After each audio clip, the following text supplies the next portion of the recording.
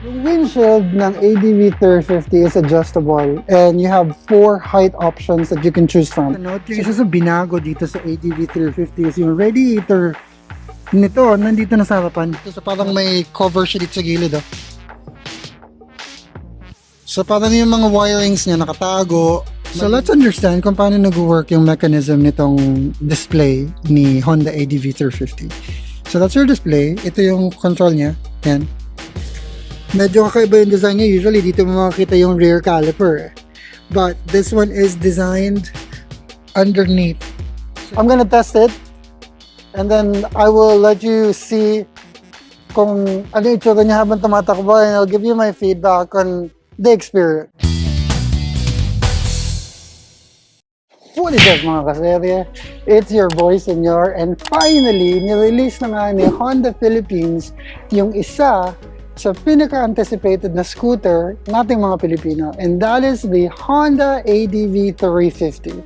This is Honda's entry in the 300cc market that could rival some of the ones in the market like Kymco's X-Down or Yamaha's X-Max 300. This is meant for those people who are looking for adventure with more power over the ADV 160. So the question is it worth it? So today I will be reviewing the Honda ADV 350 and will tell you everything you need to know before you go ahead and buy one. Let's go.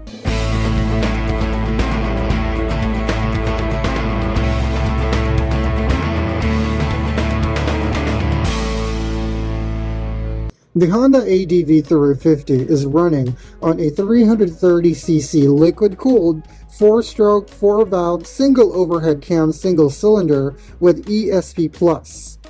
Maximum power output is at 21.5 kilowatt at 7,500 RPM, and maximum torque is at 31.5 Newton meter at 5,250 RPM. It is fuel injected and is running on an automatic CVT transmission. Seat height is at 795 millimeters, while the ground clearance is at 145 millimeters, and it comes with an 11.7 liter fuel tank capacity. For the front wheels, we're looking at a 15 inches mugs and a 120 by 70 by 15 tires, while for the rear, we're looking at a 14 inches mugs with a 140 by 70 by 14 tires.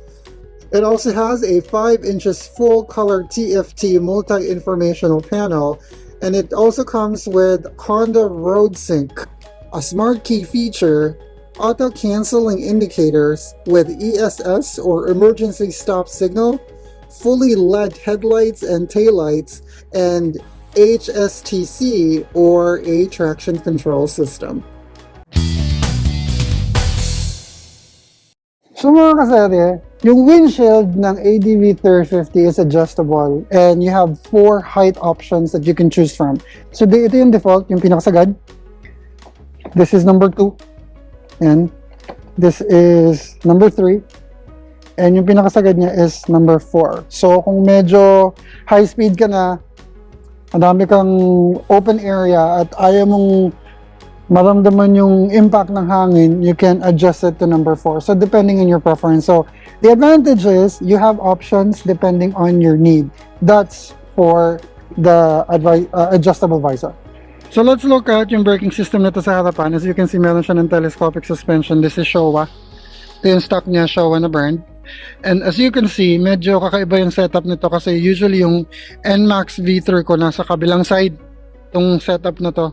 Pero in this setup, nasa left side siya pag nakasakay ka sa motor. Now, as you can see here, meron din siya ng Nissin na caliper, and then that comes with reflectorized na din para sa safety natin.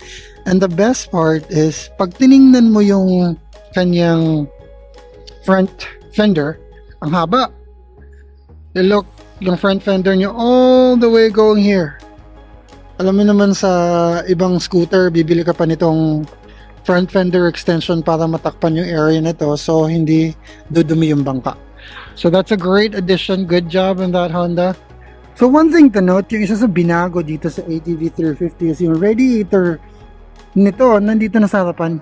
Nasa likod na ng front mugs. And the thing is, meron din siyang radiator fan, tapos hindi mo lang siya kita. Pero yung advantage nito is wala na siya sa gilid.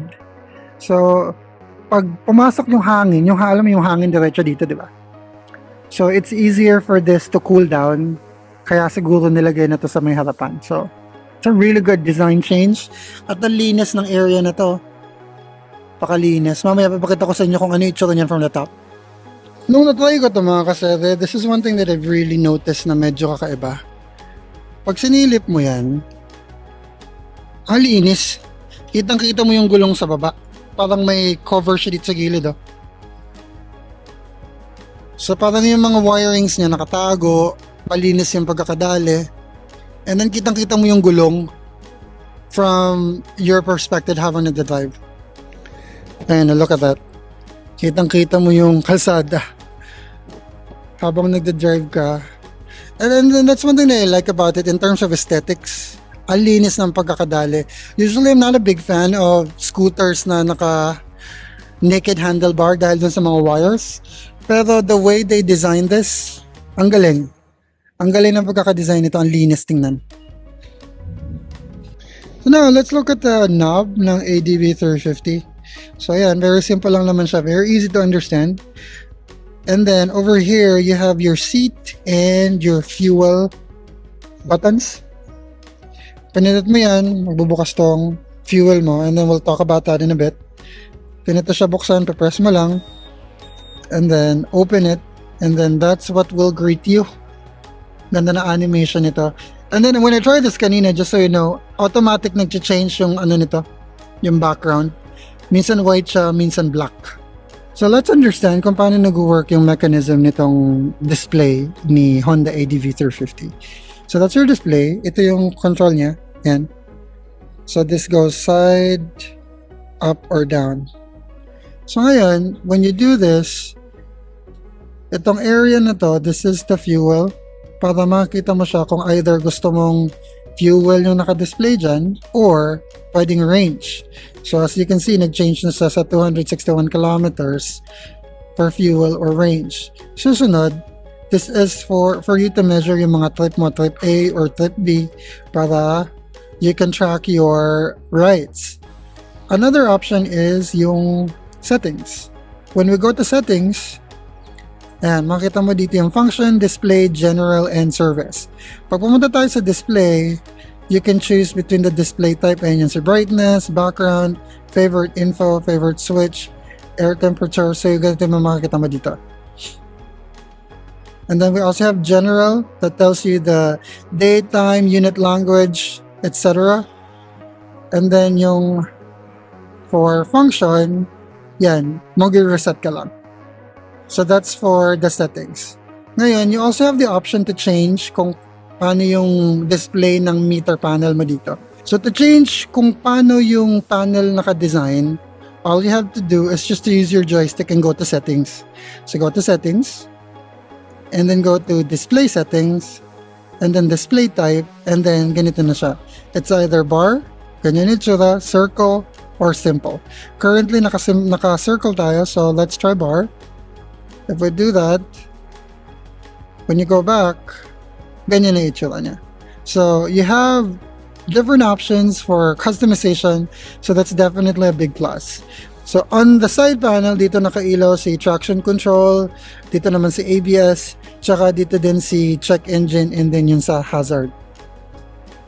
Ayan, yung hazard, dyan mo din makikita sa area na yan. So let's look at the controls na meron tayo dito sa left handle switch. So meron tayo dito ng horn, tsaka si left and right turn signal. Dito din yung joystick natin to control the panel. Now, one addition dito sa ADV 350 is the traction switch. Ayan. So may sariling traction control switch yung unit na to. So how does this work? As you can see, ayan yung indication kung naka full traction control ka. Ang gagawin nito is, pag pinindot mo yan, magiging half traction control na lang, meaning konti lang yung kagat niya, or kung depende kung sa usage, saka siya kakagat. Also, there's an option to fully turn it off. So pag hinold mo siya na matagal, ayan, naka-off na si traction control. Similarly, if you want to turn it back on, i-hold mo lang ulit siya. And there you go. Traction control is back on. So these are the things that you can find sa left-hand switch. Meanwhile, dito sa right-hand switch natin, very straightforward dito. Ito si kill switch mo, ito si hazard mo, and then yung si starter button.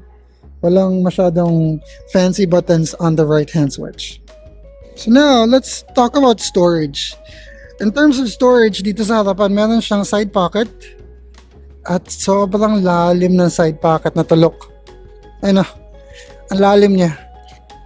So, madami kayong pwedeng ilagay dyan, and as you are well aware, it also comes with a Type-C charging port. So, pwede na to sa mga long ride, hindi malulobat, pwede ka mag-charge ng phone mo while you're on the go. So, that is your side pocket. Hindi nga lang siya locked, hindi siya disusi katulad nung sa X-Max na if your engine is turned off, hindi mo din mabubuksan. But nonetheless, it's a good addition na may side pocket ka dyan. So just to give you a perspective kung gaano kalalim yung side pocket, meron tayo ditong iPhone Pro. Tapos ilalagay natin siya and see how deep it is. Ayan. Kasyang-kasya sa dyan, so you definitely can charge while nasa ride. Tapos ito si charging port mo. So kitang-kita mo naman, ganyan siya kalalim. Dami pang space dito. So good job on the size. Very handy. Additional space for you to keep your personal belongings. For the underseat storage, it has a 48-liter capacity na kasya ang dalawang full-face helmet. So tingnan naman natin ngayon yung fuel mechanism. So ito yung fuel button natin ganyan. Tap mo lang yun ng ganyan. And then, magpa-pop na yung lid. This is where your fuel tank is located, and it has an 11.7 liter capacity. Malayo-layo yung mararating mo niyan. Because from what I've heard, matipid yung konsumo nito in spite of being a 350cc engine. So looking at the right side of the scooter, as you can see, ito na nga yung difference ng ADV 350 sa iba. Yung radiator niya wala na dito, nandun na sa harapan. So medyo malinis na tingnan dito. Ayun na siya, ganyan ang itsura niya from this side. And then, the best part it also comes with a built-in tire hugger para iwas putik sa engine section. Ang laki din ng stock niyang exhaust pipe. Ganyan siya.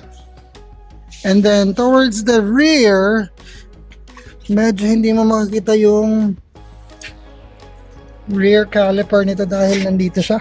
Ito. This is a Nissan single pot caliper for the rear. Medyo kakaiba yung design niya. Usually dito mo makikita yung rear caliper. But this one is designed underneath. So if you want to change it, kailangan mong tanggalin yung exhaust pipe para mapuntahan mo yung rear caliper mo. So for the rear, this is 245 millimeters in size ng rotor disc mo. And then, it comes with a very cute tail tidy. Medyo makakaramdam ka lang ng putik dito kung nasa likuran ka nito. Especially pag maulan. Kasi hindi siya yung parang malapad. But, you know, that's the design. The design aesthetic nito is very adventure.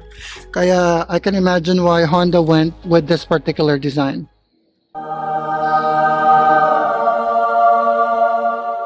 Naka-all-ins na tayong rear suspension. And from what I've heard, this will cost you 52,000 pesos just for the rear suspension. Pero I'm pretty sure it's worth it. Na-try ko to kanina. Very nice, very good performance, bagay na bagay sa motor na to. Another thing I noticed is ang laki ng kanyang center stand. Also, yung side stand niya medyo, pag di ka sanay, ang layo niya. Usually kasi yung paa mo nandito, di ba? Dito mo ilalapat yung paa mo. And then yung side stand nito is all the way at the back. So, medyo kakapain mo talaga siya pag bago ka. Kasi medyo malayo yung position ng side stand.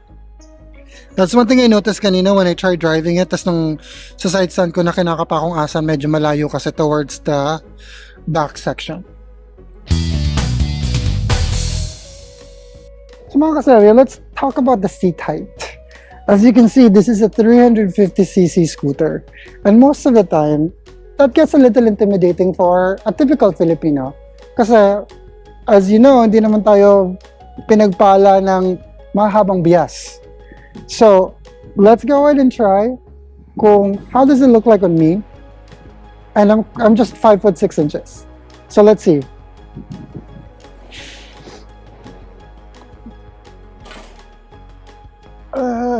Okay. I think it's okay. As you can see, medyo tingkayad ako ng konti, but it's very manageable. And you know, one thing that I realized is that looks can be deceiving. This scooter looks so big, so in-expect ko na mabigat siya, but honestly, it's so light. I swear to God, when I tried this kanina, was driving this, sobrang gaan niya. So if you're at least a 5'5" and above, kaya mo to. Do not get intimidated. Sobrang okay siya, maabot mo siya. You can do 1 foot down if you want it really flat. But nonetheless, pag kahit nakaganito ako, 2 foot, manageable pa rin. I can still balance the scooter. And as I previously mentioned, looks can be deceiving in look. Isa center stand ko to, it's easy as 1, 2, 3. Ganun lang. Diba? Napakagaan niya.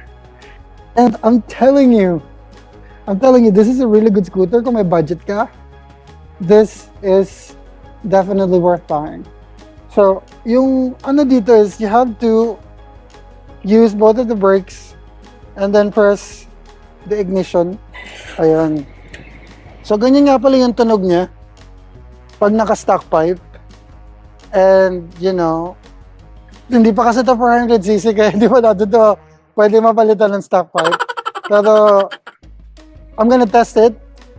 And then, I will let you see kung ano yung itsura niya habang tumatakbo, and I'll give you my feedback on the experience.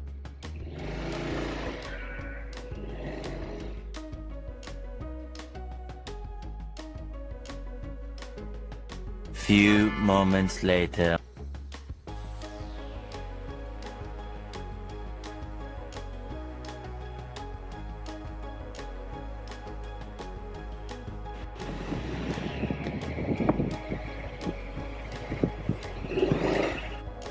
In terms of maneuvering, sobrang gaan niya.